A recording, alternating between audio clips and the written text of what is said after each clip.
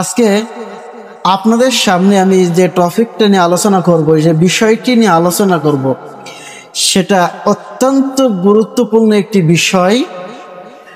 সেটা হলো মৃত্যুকে স্মরণ। বাস্তব একটি বিষয় নিয়ে আপনাদের সাথে আমি আলোচনা করতে যাচ্ছি, একেবারে বাস্তব বিষয়। সেটা হচ্ছে মৃত্যু। আমাদের সকলকে কিন্তু মৃত্যুবরণ করতে হবে, কিন্তু আমাদের চলাফেরা, আমাদের কথাবার্তা, আমাদের লেনদেন, আমাদের এই ভাব ভঙ্গিমা দেখে বোঝা যায়, মনে হয় যে আমরা চিরস্থায়ী এই পৃথিবীতে থাকার জন্য এসেছি। কিন্তু আমরা কি কেউ চিরস্থায়ী থাকবো? এটা ক্ষণিকের একটি জায়গা। সামান্য কিছুদিন এখানে আমরা অবস্থান করার জন্য এসেছি। যদি আমরা চিন্তা করে দেখি যে এই পৃথিবীটা যদি চিরস্থায়ী থাকার জায়গা হতো, তাহলে মুহাম্মদ সাল্লাল্লাহু আলাইহি ওয়াসাল্লাম তিনি থাকার অধিকার রাখতেন, কিন্তু তিনি থাকতে পারেন নাই। যদি আমরা বিষয়টি এমনভাবে চিন্তা করি যে যার সব থেকে ক্ষমতা বেশি, যার ক্ষমতা বেশি, রাজত্ব বেশি, জনসংখ্যা বেশি, মানে সব দিক থেকে পাওয়ারফুল এমন কোনো ব্যক্তি যদি থাকে, সে দুনিয়ায় চিরস্থায়ী থাকতে পারত। যদি এমন হতো, তাহলে ফিরআউন চিরস্থায়ী পৃথিবীতে থাকতে পারতেন, নমরুদ চিরস্থায়ী পৃথিবীতে থাকতে পারতেন। যেহেতু নমরুদকেও দুনিয়া থেকে বিদায় নিতে হয়েছে খুবই অপমানজনক ভাবে, ফিরআউনকে খুব লাঞ্ছনাদায়ক ভাবে পৃথিবী থেকে বিদায় নিতে হয়েছে। তার মানে বোঝা যাচ্ছে যে কোনো ক্ষমতা, কোনো দাপট, কোনো রাজনৈতিক ক্ষমতা, যে কোনো মাধ্যম নিয়ে পৃথিবীতে থাকার কোনো ক্ষমতা নাই। তারপর যদি আমরা চিন্তা করি যে যার সব থেকে বেশি আল্লাহ ভীরুতা আছে, যে সব থেকে বেশি আল্লাহকে ভয় করে, যার ভিতরে তাকওয়া বেশি, সেই মনে হয় চিরস্থায়ী থাকতে পারত। বিষয়টি যদি এমন হতো, তাহলে মুহাম্মদ রাসূলুল্লাহ সাল্লাল্লাহু আলাইহি ওয়াসাল্লাম তার মতন পরহেজগার ব্যক্তি পৃথিবীতে আর কেউ নাই, তার মতন তাকওয়াবান, তার মতন আল্লাহ ভীরু। এবং পৃথিবীতে যত মানুষ এসেছে, যত বান্দা এসেছে এবং আসবে, সকলের ভিতরে প্রিয় ব্যক্তিকে মুহাম্মদ সাল্লাল্লাহু আলাইহি ওয়াসাল্লাম, তাকেও এই পৃথিবীর বুকে চিরস্থায়ী থাকার সুযোগ দেওয়া হয় নাই। তাহলে আমরা এটা বুঝতে পারলাম যে পৃথিবীতে কেউ চিরস্থায়ী থাকবে না, আমাদেরকে এই পৃথিবীর বুক থেকে চলে যেতে হবে। সম্মানিত সমবেত মুসলিমবৃন্দ, তাহলে এই ক্ষণিকের জায়গা আমাদের অহংকার করার জায়গা নয়। এই ক্ষণিকের জায়গা আমাদের ইবাদত করার জায়গা, যাতে করে পরকালে আমি শান্তিতে থাকতে পারি। আল্লাহ সুবহানাহু ওয়া তাআলা তিনি আমাদেরকে এই জীবন, এই মৃত্যু সৃষ্টি করেছেন কেন? এটা কেন সৃষ্টি করলেন? আল্লাহ সুবহানাহু ওয়া তাআলা সূরাতুল মুলকের 2 নম্বর আয়াতে বলতেছেন, আল্লাযী খালাকাল মাউতা ওয়াল হায়াতা লিয়াবলুয়াকুম আইয়ুকুম আহসানু আমালা।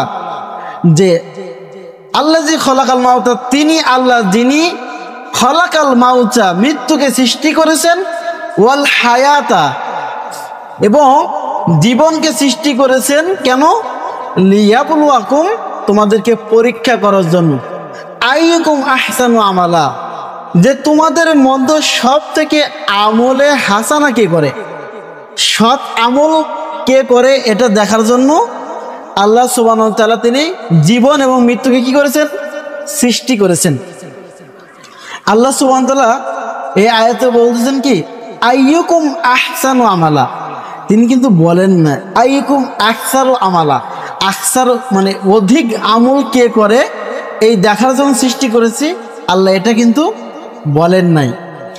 অল্প আমল করতে হবে, সেটা হতে হবে কি সৎ আমল, এবং নবী মুহাম্মদ সাল্লাল্লাহু আলাইহি ওয়াসাল্লাম এবং আল্লাহ দেখানো পদ্ধতিতে আদায় করতে হবে, সেটা যদিও আমলটা অল্প হোক না কেন। তাহলে আল্লাহ সুবহানাহু ওয়া তাআলা মৃত্যু এবং জীবনকে সৃষ্টি করেছেন একমাত্র পরীক্ষা করার জন্য, যে আমলের দিক থেকে আমরা কে কতটুকু সৎ আমল করতে পেরেছে, আমলে সালেহ করতে পেরেছে। আল্লাহ সুবহানাহু ওয়া তাআলা বলতেছেন, ফামান কানা ইয়ারজু লিকা রাব্বিহি ফালইআমাল আমালান সালিহা। যে ব্যক্তি চায় আল্লাহ সুবহানাহু ওয়া তাআলার সাথে সাক্ষাৎ করতে, সেজন্য আমালান সালিহান, সেজন্য সৎ আমল করে। তাহলে আল্লাহর সাথে সাক্ষাৎ করতে হলে আমাদেরকে সৎ আমল করতে হবে। সম্মানিত সমাগত বিশ্ববৃন্দ, মৃত্যু একটা চিরসত্য একটি বিষয়। পৃথিবীর সকল কিছু যদি অস্বীকার করা যায়, নাস্তিক আছে না, নাস্তিকদের সব অস্বীকার করে, বলে যে আমার রব বলতে কেউ নেই, নবী বলতে কেউ নেই, কোরআন হাদিস কিছু বিশ্বাস করি না। সে সমস্ত সব কিছু যদি অস্বীকার করেও এই মৃত্যুকে অস্বীকার করার কোনো সুযোগ নাই। সে জানে যে আমাকে মৃত্যুবরণ করতে হবে। সে বলে যে এমনি হয়েছে, আবার একদিন শেষ হয়ে যাব। এই যে শেষ হয়ে যাওয়া, এটাই মানে মৃত্যু, তাকে মৃত্যুবরণ করতে হবে। তাহলে পৃথিবীর সব কিছু অস্বীকার করা যায়, এমনকি নিজের স্রষ্টা রবকেও অস্বীকার করা যায়, কিন্তু মৃত্যুকে অস্বীকার করা যায় না। আল্লাহ সুবহানাহু ওয়া তাআলা তিনি বলতেছেন, কুল্লু নাফসিন যায়িকাতুল মাউত, প্রত্যেক প্রাণীকে মৃত্যু স্বাদ গ্রহণ করতে হবে। যার ভিতরে প্রাণ আছে, আত্মা আছে, তাকে মৃত্যু স্বাদ অবশ্যই অবশ্যই গ্রহণ করতে হবে। কুল্লু নাফসিন যায়িকাতুল মাউত, প্রত্যেক প্রাণীকে, প্রত্যেক আত্মাকে যার জীবন দেওয়া হয়েছে তাকে মৃত্যুবরণ করতে হবে। তাহলে আমাদের যেহেতু মৃত্যুবরণ করতে হবে, এই মৃত্যুর পরে কি হবে? এই মৃত্যুটা যদি শেষ হয়ে যেত তাহলে আমাদের জন্য কতটা ভালো ছিল না? কোনো হিসাব দেওয়া লাগতো না, দুনিয়াতে চলি ফিরি, একদিন মৃত্যুবরণ করলাম, শেষ হয়ে গেল। এমনটি যদি হতো ভালো হতো, কিন্তু এমনটি হবে না। আল্লাহ সুবহানাহু ওয়া তাআলা বলতেছেন মৃত্যুবরণ সকলকে করতে হবে। তারপর ওয়া ইন্নামা তুওয়াফাউনা উজুরাকুম ইয়াউমাল কিয়ামা, মৃত্যুর পরে কিয়ামতের দিবসে তোমাদেরকে আবার তোলা হবে। ওয়া ইন্নামা তুওয়াফাউনা উজুরাকুম ইয়াউমাল কিয়ামা, কিয়ামতের দিন তোমাদেরকে পরিপূর্ণ বদলা দেওয়া হবে, পরিপূর্ণ বদলা। অর্থাৎ আপনি যতটুক আমল করে গেছেন সেটা হতে পারে সৎ, হতে পারে অসৎ, যেটাই করেন না কেন প্রত্যেকটা আমলের নেকি আপনাকে পরিপূর্ণভাবে দেওয়া হবে, আপনাকে কম দেওয়া হবে না। আপনি সৎ কাজ করেছেন, আল্লাহ একটু কম দেবে না। অসৎ কাজ করেছেন, আল্লাহ সুবহানাহু ওয়া তাআলা দেবে না। প্রত্যেকটা আল্লাহ বলতেছেন উজুরাকুম ইয়াউমাল কিয়ামা, পরিপূর্ণ বদলা দেওয়া হবে, পরিপূর্ণ, কোনো কম করা হবে না। ফামাই ইয়ামাল মিসকালা যাররাতিন খায়রা ইয়ারা ওয়া মাই ইয়ামাল মিসকালা যাররাতিন শাররা ইয়ারা, যাররা পরিমাণ ভালো কাজ করে গেলেও এর প্রতিদান দেয়া হবে, যাররা পরিমাণ খারাপ কাজ করে গেলেও এর প্রতিদান দেয়া হবে, কোনো কমতি নেই। তাহলে আমরা মৃত্যুবরণ করবো, এটা সত্য, কিন্তু মৃত্যুর পরে আমাদেরকে আবার জীবন দেওয়া হবে, এটাও সত্য। মৃত্যুর পরে আল্লাহ সুবহানাহু ওয়া তাআলা আমাদেরকে পরিপূর্ণ বদলা দেবে, পরিপূর্ণ নেকি বুঝে দেবে, শতক অশতক পুরোটাই। তারপর কি হবে? তারপর আল্লাহ বলতেছেন ফামান যুহজিহা আনিন নার ওয়া উদখিলাল জান্নাহ, যে ব্যক্তি আমলনামা নেওয়ার পর জাহান্নাম থেকে বেঁচে গেল, ওয়া উদখিলাল জান্নাহ, জান্নাতে প্রবেশ করলো, ফাকাদ ফাজ, সেই ব্যক্তি সফল হয়ে গেল। সুবহানাল্লাহ। দিকে যদি কিয়ামতের দিন দুনিয়া থেকে যদি আমি সৎ আমল করে যেতে পারি, তাহলে আল্লাহ সুবহানাহু ওয়া তাআলা আমার আমলনামা দিয়ে দেওয়ার পর যদি আমি জাহান্নাম থেকে বেঁচে জান্নাতে প্রবেশ করতে পারি, ওয়া উদখিলাল জান্নাহ, জান্নাতে যদি প্রবেশ করতে পারি, ফাকাদ ফাজ, তাহলে আমার জন্য সফলতা রয়েছে। আমরা দুনিয়ায় সফলতা খুব তলাশ করি, হ্যাঁ, যার টাকা পয়সা আছে সেই সফল, যে সুদ খেয়ে, ঘুষ খেয়ে, অন্যায় করে, অত্যাচার করে, জুলুম নির্যাতন করার মাধ্যমে কোটি কোটি টাকা ইনকাম করেছে, শত শত বিঘা জায়গা তিনি কি করেছেন, দুনিয়ায় তৈরি করেছেন, তাকে মনে করি ওই ব্যক্তি সফল।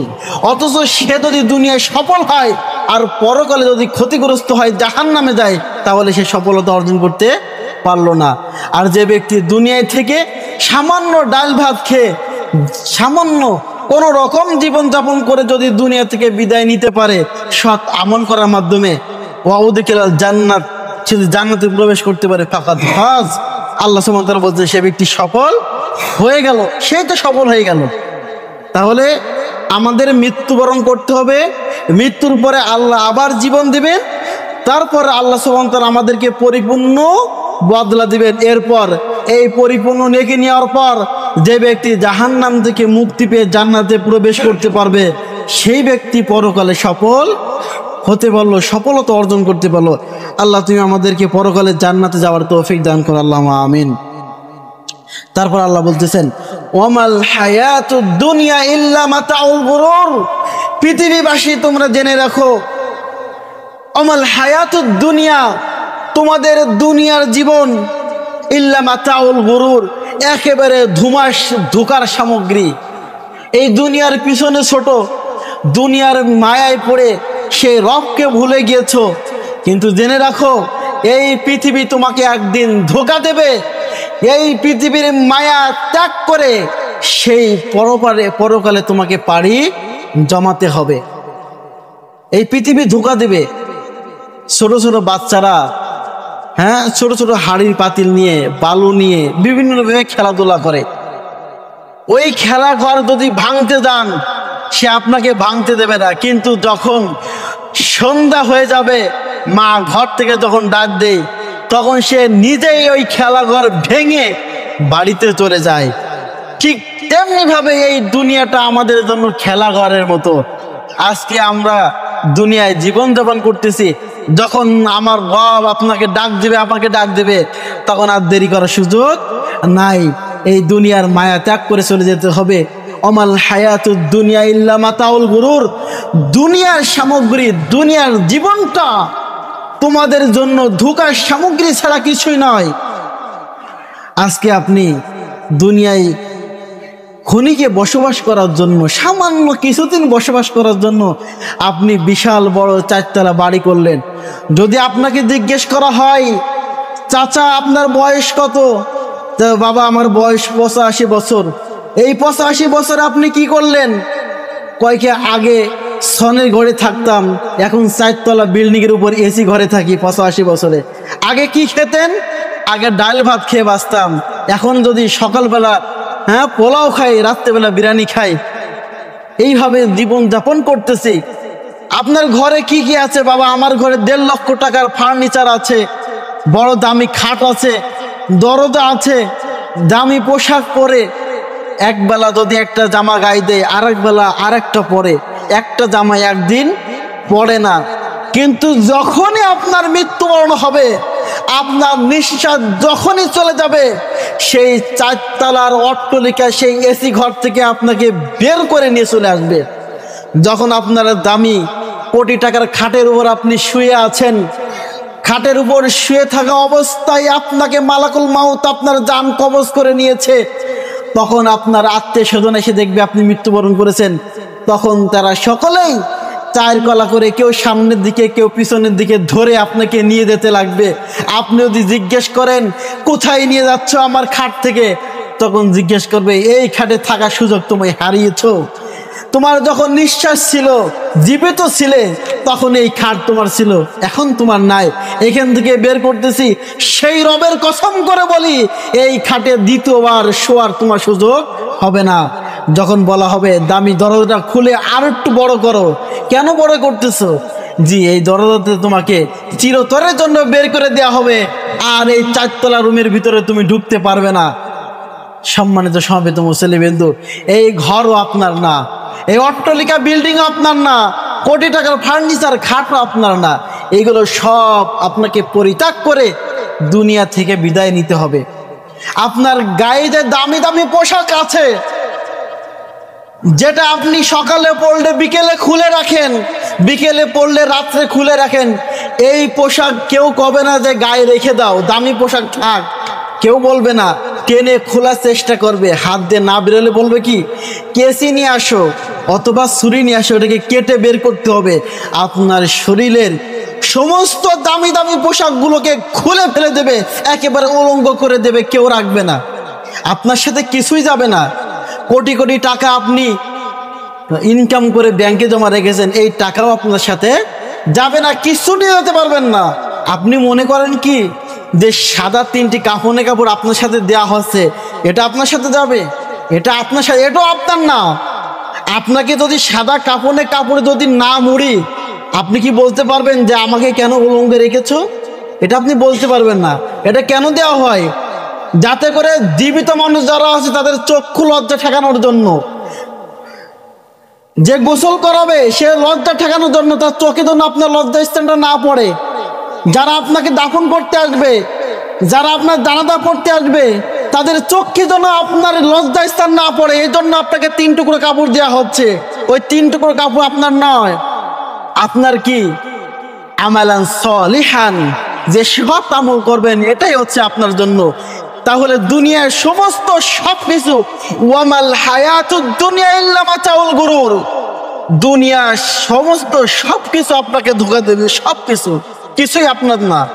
আপনার ছেলে আপনার, আপনার মেয়ে আপনার, আপনার জায়গা তুমি কিছু আপনার নয়। আপনি মনে করেন যে অফিসের চেয়ারটায় আপনি বসে আছেন, ওই চেয়ারে যদি একদিন আপনি না যান, আপনার অফিস চলে না। আজকে মৃত্যুবরণ করেন, ওয়াল্লাহি আল্লাহর কসম দিয়ে বলতেছি, 2 দিন 3 দিনের ভিতরে আপনার ওই চেয়ার দখল হয়ে যাবে। আপনি যেই ঘরে থাকতেন, আপনার অনুমতি ছাড়া ঘরে প্রবেশ করা যেত না, সেই ঘর দখল হয়ে গেছে, আর ঘর নাই। সম্মানিত সমাবেত মুসলিমবৃন্দ, এই দুনিয়াটা ধোঁকার সামগ্রী ছাড়া কিছুই নয়। আমি খালি বোঝাচ্ছি, আপনাদেরকে বোঝাতে চাচ্ছি দুনিয়াটা কেমন ধোঁকা। আপনার পিতা আপনার জন্মের পরে আপনার আকিকা দিয়ে নাম রেখেছেন আব্দুল্লাহ, আব্দুর রহমান, কিন্তু যখন আপনার নিঃশ্বাস বন্ধ হয়ে গেছে, আপনার নাম আর নাই, ওই নামের অধিকার আপনি হারিয়ে ফেলেছেন। তখন কেউ বলবে না যে আব্দুর রহমানের লাশটা কোথায়, তখন বলবে কি লাশ কোথায় রেখেছো? লাশটাকে দাফন করতে হবে, লাশটাকে গোসল দাও, লাশটাকে খাটিয়ে রাখো। তখন আপনার নামটাও পরিবর্তন হয়ে আপনার হয়ে গেছে, লাশে পরিণত হয়েছেন। তাহলে দুনিয়ার কোনো কিছু আপনার না। ওয়ামাল হায়াতুদ দুনিয়া ইল্লা মাতাউল গুরুর, দুনিয়ার সমস্ত সব কিছু আপনাকে ধোঁকা দিয়েছে, কিছুই নাই।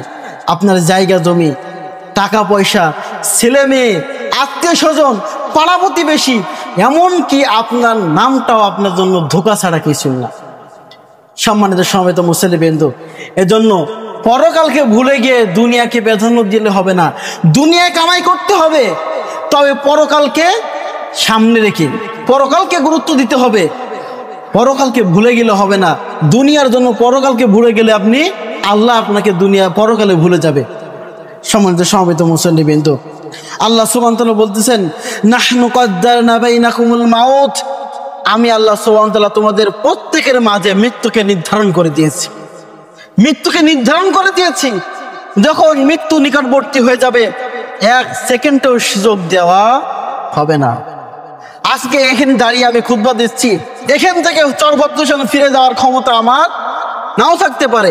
আমি মৃত্যু সম্পর্কে আলোচনা করে শেষ করে সলাটা নাও পড়াতে পারি, আমার মৃত্যুর কোনো গ্যারান্টি নাই। কারণ নাহনু কদ্দারনা বাইনাকুমুল মাউত, আল্লাহ আমাদের মাঝে মৃত্যুকে নির্ধারণ করে দিয়েছে। কিন্তু পৃথিবীর সমস্ত সবকিছু যদি আপনি অবগত হতে পারেন না কেন, মৃত্যু সম্পর্কে কেউ অবগত নয়, কেউ না।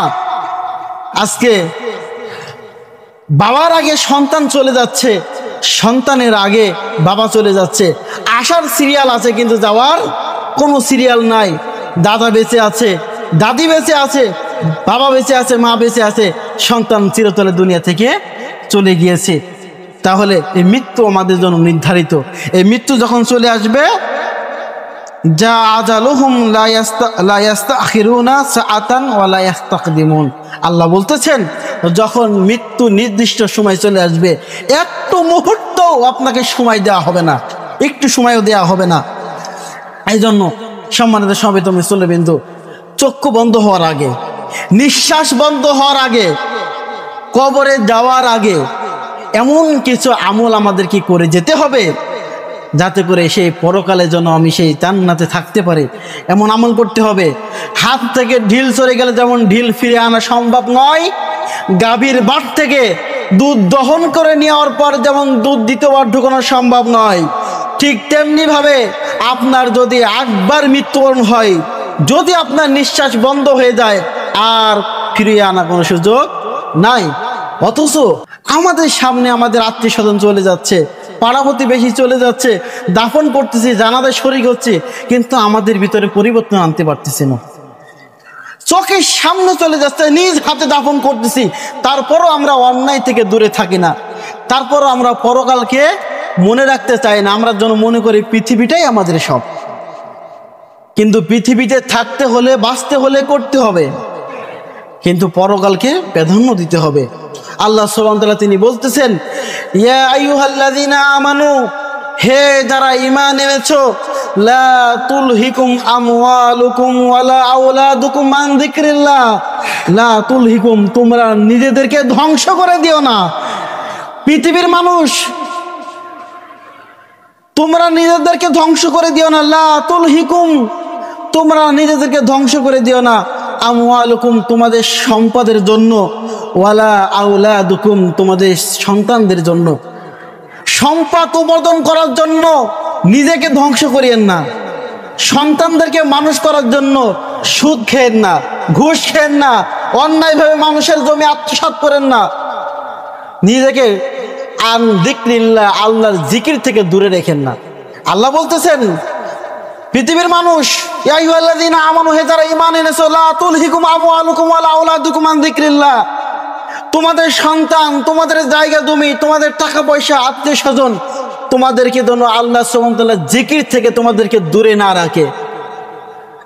ওয়া মান ইয়াফআল যালিক, যদি কেউ তার পরিবারকে গোছানোর জন্য, পরিবারকে ঠিক রাখার জন্য যদি আল্লাহর জিকির থেকে দূরে সরে যায়, সম্পদ উপার্জন করার জন্য আল্লাহর জিকির থেকে সরে যায়, ওয়া মান ইয়াফআল যালিক, যদি এমনটি কেউ করে, ফাউলাইকা হুমুল খাসিরুন, তারা হবে ক্ষতিগ্রস্ত। তারাই হবে ক্ষতিগ্রস্ত যারা সন্তানদেরকে লালন পালন করার জন্য আল্লাহর ইবাদত থেকে দূরে সরে গিয়েছে, যারা সম্পদ উপার্জন করার জন্য আল্লাহর ইবাদত থেকে দূরে সরে গিয়েছে, তারা হবে ক্ষতিগ্রস্ত। তারপর আল্লাহ বলতেছেন, ও আনফিকু মিম্মা রাযাকনাকুম মিন ক্বাবল, পৃথিবীবাসী, তোমরা তোমাদের যে সম্পদ দেওয়া হয়েছে, ও আনফিকু মিম্মা রাযাকনাকুম, তোমাদের যে রিজিক দেওয়া হয়েছে, যে সম্পদ দেওয়া আছে, এখান থেকে তোমরা ব্যয় করো। কখন? মিন ক্বাবলি আইয়াতি আহাদাকুমুল মাউত, তোমাদের মৃত্যু আসার পূর্বে তোমরা কি করো? এই সম্পদগুলো ব্যয় করে যাও। তোমাদের টাকা পয়সা দিয়েছি, তোমার যে অর্থ সম্পত্তি দিয়েছে, এখান থেকে আল্লাহর রাস্তায় ব্যয় করো, দান করো, সদকা করো, যাতে করে মৃত্যুর পরে কাজে আসে। এমনও হতে পারে আপনার মৃত্যুর পর আপনার সন্তান দান করবে না। আজকে আপনি চিন্তা করে দেখুন, আপনার দাদার আব্বা মারা গেছে, তার কেউ খোঁজখবর রাখেন? তার কবরটা কোথায় কেউ বলতে পারেন? কেউ বলতে পারেন এখন। তাহলে আপনার মৃত্যুর পরে আপনার সন্তান 1 মাস, 1 সপ্তাহ, 1 বছর, 2 বছর মনে রাখবে, এরপর আর মনে রাখবে না। দান তো দূরের কথা, সম্পদ আপনার জন্য আল্লাহর রাস্তায় দান করা তো দূরের কথা, আপনাকে মনেও রাখবে না। তো নিজের জীবিত থেকে, সম্পদ থেকে দান করতে আল্লাহ বলতেছেন, ওয়া আনফিকু মিম্মা রাযাকনাকুম মিন ক্বাবলি আইয়াতি আহাদাকুমুল মাউত, তোমাদের মৃত্যু আসার পূর্বে তোমাদের যে সম্পদ দেওয়া হয়েছে, এখান থেকে আল্লাহর রাস্তায় ব্যয় করো। কেন আল্লাহর রাস্তায় কেন ব্যয় করতে বলতেছে? আল্লাহ সুবহানাহু ওয়া তাআলা বলতেছেন, যখন মৃত্যু নিকটবর্তী হয়, তখন মানুষ আল্লাহর রাস্তায় দান করতে চায়। আল্লাহ বলতেছেন, ফায়াকুলা রাব্বি লাউলা আখারতানি ইলা আজালিন করিব, যখন মানুষের মৃত্যু নিকটবর্তী হয়ে যায়, মানুষ যখন মৃত্যুবরণ সময় হয়, তখন দেখা যায় যে ইশারা কিছু বলতে চাচ্ছে, মুখ নাড়িয়ে কিছু বলতে চাচ্ছে, এমন করে না? তখন আমরা মনে করি যে একে একটু পানি পান করাতে হবে, অন্য কিছু করতে হবে। কিন্তু আল্লাহ বলতেছেন কি, ফায়াকুলা রাব্বি লাউলা আখারতানি ইলা আজালিন করিব, যখন দেখে মালাকুল মাউত তাকে দান কবজ করতেছে, তখন বলে, আল্লাহ আমাকে একটু সময় দাও, লাউলা আখারতানি ইলা আজালিন করিব, আল্লাহ আমাকে একটু সময় দাও, আমাকে একটু সময় দাও। একটু সময় দিলে কি করবে? সে বলতে, ফাআসাদদাকা ওয়া আকুম মিনাস সালিহিন, আল্লাহ তুমি যদি আমাকে একটু সময় দাও, তাহলে আমি সাদকা করব, ওয়া আকুম মিনাস সালিহিন, এবং সৎ বান্দাদের অন্তর্ভুক্ত হয়ে যাব। আল্লাহ কিন্তু আগেই বলেছে, যে তোমাদের সম্পদ দিয়েছি, এখান থেকে তুমি আল্লাহ রাস্তায় ব্যয় করো। কারণ যখন মৃত্যু নিকটবর্তী হয়ে যাবে তখন বলবে লাউলা আখারতানি ইলা আজালিন করিব, আল্লাহ আমাকে একটু সময় দাও, একটু সময় দাও, একটু সময় দাও। ফাআসাদদাকা ওয়া আকুম মিনাস সালিহিন, আমি সাদকা করি এবং সৎ ব্যক্তিদের অন্তর্ভুক্ত হয়ে যায়। তখন কি আর সময় দেওয়া হবে? আর সময় দেওয়া হবে না। সম্মানিত সভাপতি মুসল্লিবৃন্দ, এই যে যখন মানুষ মৃত্যু নিকটবর্তী হয়ে যায় তখন পৃথিবীর এত ইবাদত থাকতে সাদকা কথা কেন বলে? হজ আছে, জাকাত আছে, সিয়াম আছে, সলাত আছে, আরো অনেক ইবাদত আছে না? এই সমস্ত ইবাদতের কথা বাদ দিয়ে সাদকার কথা কেন বলে? কারণ যদি কোনো ব্যক্তি বলে আল্লাহ আমাকে একটু সময় দাও, আমি হজ করে আসি, তাকে যদি সেই সময় আসে হজ করার, সেই সৌদি আরবে যাওয়া, হজের সময় আসা, এই সময়টা তার নাই। সালাত আদায় করতে গেলেও তো কমপক্ষে উযু করতে হবে, কেবলামুখী করতে হবে, এই সময়ও তো নাই। জাকাত দিতে গেলে সম্পদের হিসাব করা লাগবে, এই সময় নাই।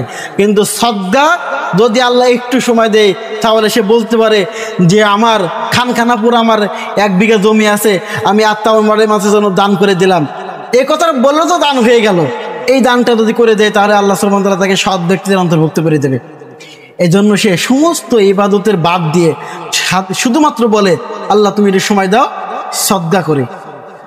রাসূল সাল্লাল্লাহু আলাইহি ওয়াসাল্লাম বলেছেন যে কোনো ব্যক্তির কবরে যদি শাস্তি হয়, এমন তো অবস্থায় যদি কেউ সেই মৃত্যু ব্যক্তিকে উদ্দেশ্য করে দুনিয়াতে যদি কেউ দান সদকা করে, তাহলে তার কবরের আযাব এমনিভাবে লিভে যায় যেমনিভাবে জ্বলন্ত আগুনের ভিতরে পানি দেওয়ার সাথে পানি লিভে যায়, ঠিক এমনিভাবে তার কবরে আযাব বন্ধ হয়ে যায়। এজন্য মানুষ মৃত্যুর সময় সমস্ত ইবাদতকে বাদ দিয়ে সে দান করতে চায়, সদকা করতে চায়, কিন্তু সেই সময় সদকা করার আর সুযোগ থাকবে না।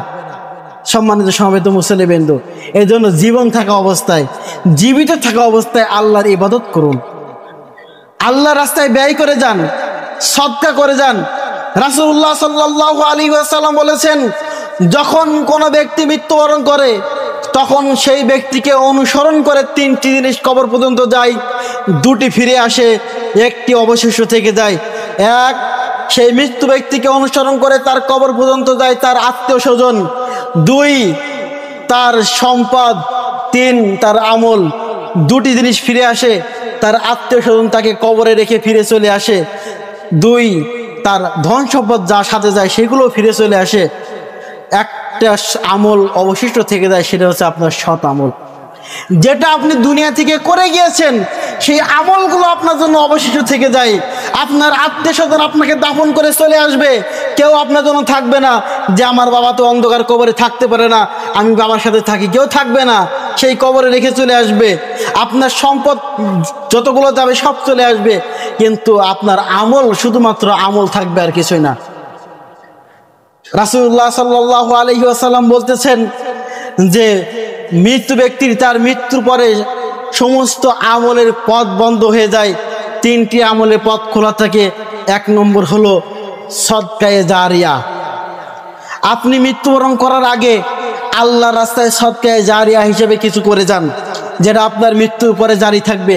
সেটা হতে পারে একটি মসজিদ করলেন, হতে পারে একটা মাদ্রাসা করলেন, হতে পারে একটা টিউবওয়েল করে দিলেন যেটা চলমান দান, সেটা হতে পারে মসজিদে একটা ফ্যান ক্রয় করে দিলেন, যতদিন পর্যন্ত এই ফ্যানটা থাকবে আপনি নেকি পেতে থাকবেন। 1 নম্বর হচ্ছে সদকায়ে জারিয়া। 2 নম্বর হলো এমন সন্তান আপনি তৈরি করে যাবেন যে সন্তান আপনার মৃত্যুর পরে আপনার জন্য আল্লাহর কাছে 2 হাত তুলে দোয়া করতে পারবে, রব্বির হামহুমা কামা রব্বায়ানি সগীরা। এমন একটি সন্তান আপনি তৈরি করে যান।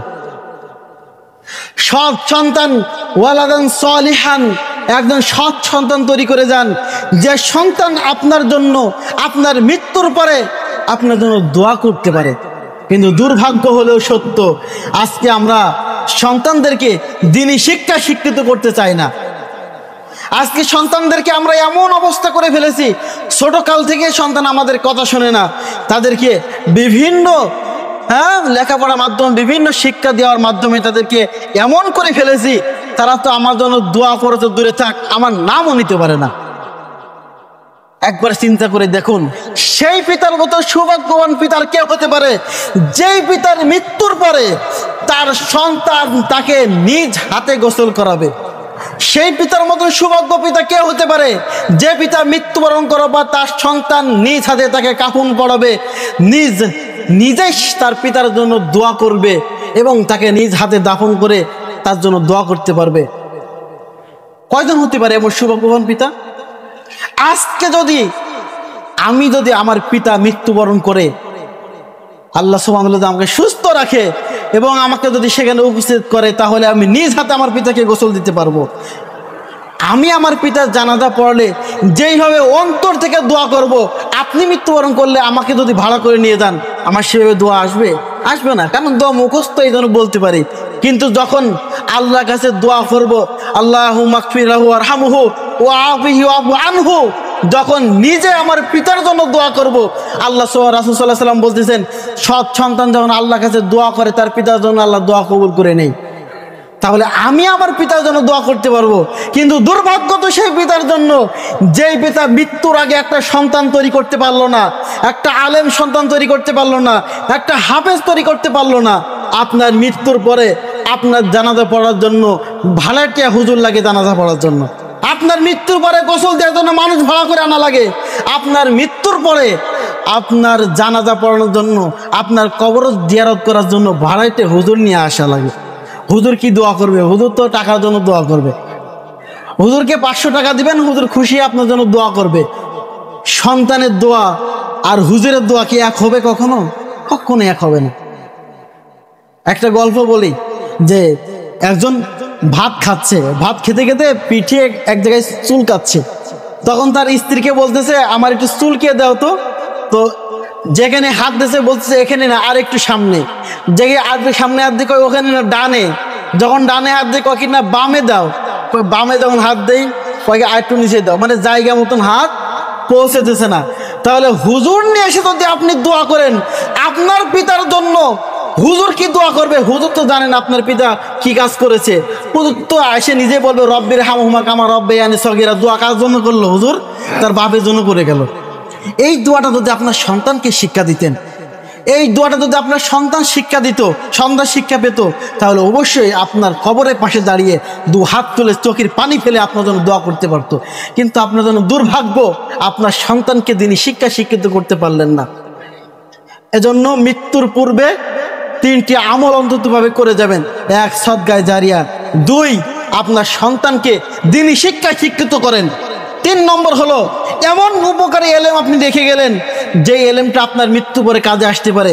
সেটা হতে পারে আপনি কিছু বই ক্রয় করে মুসলিম মাদ্রাসায় দিলেন, যেখানে ছাত্ররা লেখাপড়া করলো।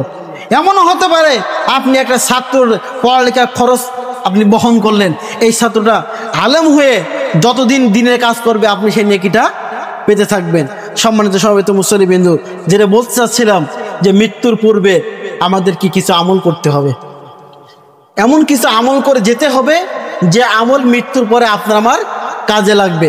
আপনার মৃত্যুর পরে কেউ আপনার জন্য দান করতে চাবে না, কেউ দান করবে না। আপনার মৃত্যুবরণ করার সাথে সাথে আপনার সম্পদগুলো বন্টন করার জন্য মারামারি লেগে যাবে। কেউ 1 ইঞ্চি কম নেবে না। কেউ বলবে না যে আমার এই সম্পত্তি দান করে দিলাম। আমি বাস্তবে একটা ঘটনা বলি, বাস্তব ঘটনা, আমার নিজের ঘটনা। সেটা হচ্ছে আমার দাদা অনেক আগে মারা গেছে। আমার দাদি মারা গেছে এই গত ডিসেম্বর মাসে। আমার দাদির নিজের সম্পত্তি ছিল 10 কাঠা। তো আমি প্রস্তাব রাখলাম যে দাদা মারা গেছে, কেউ কিন্তু দান করে না, কেউ করে না। আমি দেখিনি আজ পর্যন্ত আমার দাদার জন্য কেউ 10 টাকা 20 টাকা দান করেছে, কেউ করে না। তো দাদি মারা যাওয়ার পর আমি প্রস্তাব রাখলাম যে আমার দাদির যে 10 কাঠা জমি আছে এটাকে ভাগ করা হবে না, এই 10 কাঠা জমি আল্লাহর রাস্তায় দান করে দেব। এখান থেকে সবাই মানে এই জমিটা যে ফসল আসবে এই ফসল আল্লাহর রাস্তায় পুরোটা দান করে দেবো। এই জমিটা বিক্রি হবে না, মাঠের জমি তো, এখানে দান করলে কয় টাকা বা আসবে। কিন্তু এই সম্পত্তিটা যদি আমরা প্রতি সিজনে ফসল ফলাই, সেখান থেকে যে ফসলটা আসবে মসজিদ মাদ্রাসাতে দান করে দেব। সকলে রাজি হয়েছে। কিন্তু 6 মাস পরে দেখা যাচ্ছে কোনো এক কাকা আমার সেই 2 কাঠা সম্পত্তির ভাগ চাচ্ছে, কয় না আমি দান করবো না, আমার ভাগটা আমাকে বুঝিয়ে দিয়ে বাকিটা তোমরা দান করবা, কি করবা করবা। তাহলে দেখুন, আপনার মৃত্যুর পরে প্রথম যখন আপনি মৃত্যুবরণ করবে আগে সবাই দান করার জন্য প্রস্তুত, কিন্তু যখন 6 মাস হয়ে যাবে তখন আপনার কথা আর কারো মনে থাকবে না, কেউ দান করতে চাইবে না। একেবারে বাস্তব প্রমাণ আমি নিজে দিলাম। কেউ আপনার জন্য দান করবে না, আপনার সন্তান আপনার জন্য দান করবে না। কাজেই মৃত্যুর পূর্বে আপনার জন্য দান করে যান। মৃত্যুর পূর্বে পরকালে যে কিছু পাথেও আপনি জোগাড় করে যান, গুছিয়ে নিয়ে যান, যেটা আপনার মৃত্যু পরে কাজে আসবে। কিন্তু মৃত্যুর পরে কিন্তু আপনি আর কিছু করার সুযোগ পাবেন না।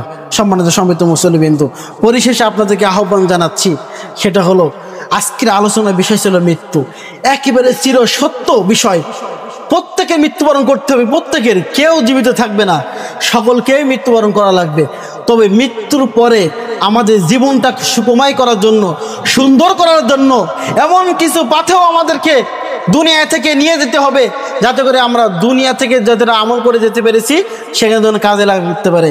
আল্লাহ সুবহানাহু ওয়া তাআলা বলতেছেন, কিয়ামতের দিন যখন আমল নামা, পাপীদের আমল নামা যখন তাদের সামনে পেশ করা হবে, তখন তারা বলবে যে মালি হাযাল কিতাব, আল্লাহ এ কেমন কিতাব, লা ইউগাদিরু সগীরাতা ওয়ালা কাবীরাতা, যার ভিতরে ছোট ছোট আমলও আছে, যার ভিতরে বড় বড় আমলও আছে।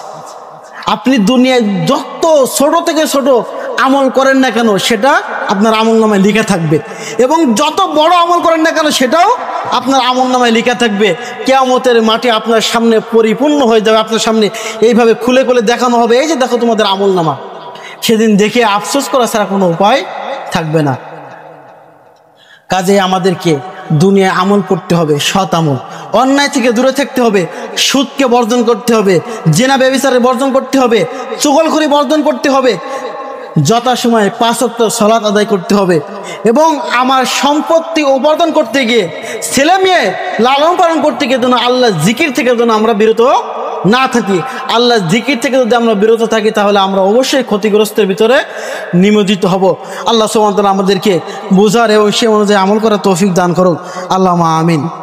পরিশেষে আর কয়েকটি আয়াতের অনুবাদ করে শেষ করব। সম্মানিত সমবেত মুসল্লিবৃন্দ, দুনিয়াতে যে আমল করে যাবেন সেটা কিন্তু পরকালে আপনি পাবেন। আল্লাহ সুবহানাহু ওয়া তাআলা বলতেছেন, ওয়া আম্মা মান উতিয়া কিতাবাহু বিশিমালি, যখন কিয়ামতের মাঠে তাদের আমল নামা যখন বাম হাতে দিয়ে দেওয়া হবে, ফায়াকুলু ইয়া লাইতানি লাম উতিয়া কিতাবিয়া, তখন সেই পাপী ব্যক্তি বলবে, হায় আফসোস, যদি আজকে আমার হিসাব না নেওয়া হতো। সেদিন আপনি আর আমি যারা দুনিয়ায় পাপ করে গেছি, অন্যায় করেছি, মানুষের উপর জুলুম করেছি, সালাত আদায় করিনি, সিয়াম পালন করিনি, যাকাত দেই নাই, তারা কিয়ামতের মাঠে বলবো, ইয়া লাইতানি লাম উতিয়া কিতাবিয়া, হায় আফসোস, যদি আজকে আমার হিসাব না দেওয়া হতো, যদি আমার আজকে হিসাব না নেওয়া হতো, ওয়ালাম আদি মা হিসাবিয়া, যদি আজকে আমার হিসাব না দেওয়া লাগতো। এই কথা বলে সেদিন আফসোস করা ছাড়া কোনো উপায় থাকবে না। সেদিন আফসোস করা ছাড়া কোনো উপায় থাকবে না। সেদিন কি বলবেন, মা আগনা আন্নি মালিয়া, হায় আফসোস, আজকে আমার সম্পদ আমার কোনো কাজে আসলো না। আমি দুনিয়ায় এত সম্পত্তি উপার্জন করেছি, এ কোনো কাজে আসলো না। মা আগনা আন্নি মালিয়া, আমার কোনো সম্পদ কাজে আসলো না। হালাকা আন্নি সুলতানিয়া, এবং আমার যে ক্ষমতা ছিল, আমার যে পাওয়ার ছিল, সমস্ত সব কিছু ধ্বংস হয়ে গেল। সেদিন আপনাদের কোনো ক্ষমতা কাজে আসবে না, আপনার সম্পত্তি কাজে আসবে না। সেদিন আল্লাহ সুবহানাহু ওয়া তাআলা বলবেন, খুযুহু ফাগুল্লু, ফেরেশতা থেকে বলবে, ওদেরকে ধরো, ধরে শিকল বেঁধে জাহান্নামের ভিতরে আটি বেঁধে বেঁধে নিক্ষেপ করো। সম্মানিত সমবেত মুসল্লিবৃন্দ, মৃত্যুর পরে আপনি আফসোস করা ছাড়া কোনো কিছু থাকবে না, আফসোস করা ছাড়া কোনো উপায় থাকবে না। কাজেই দুনিয়াতে আমাদেরকে আমল করে যেতে হবে, যে আমল করে গেলে যেন পরকালে আমাদেরকে কোনো রকম আফসোস না করা লাগে, কোনো আফসোস করা না লাগে। আল্লাহ সুবহানাহু ওয়া তাআলা আমাদেরকে সকলকে সৎ আমল করা তৌফিক দান করো, আল্লাহুম্মা আমিন। আল্লাহ তুমি আমাদেরকে দৈনিক 5 ওয়াক্ত সালাত জামাতের সাথে আদায় করার তৌফিক তুমি দান করো, আল্লাহুম্মা আমিন। আল্লাহ তুমি আমাদেরকে মৃত্যুকে বেশি বেশি স্মরণ করার তৌফিক দান করো, আল্লাহুম্মা আমিন। যদি আমরা মৃত্যুকে স্মরণ করি, তাহলে পরকালকে যদি স্মরণ করি, তাহলে যাবতীয় অন্যায় কাজ থেকে বিরত থাকা যাবে। এজন্য আমাদেরকে মৃত্যুকে স্মরণ করতে হবে।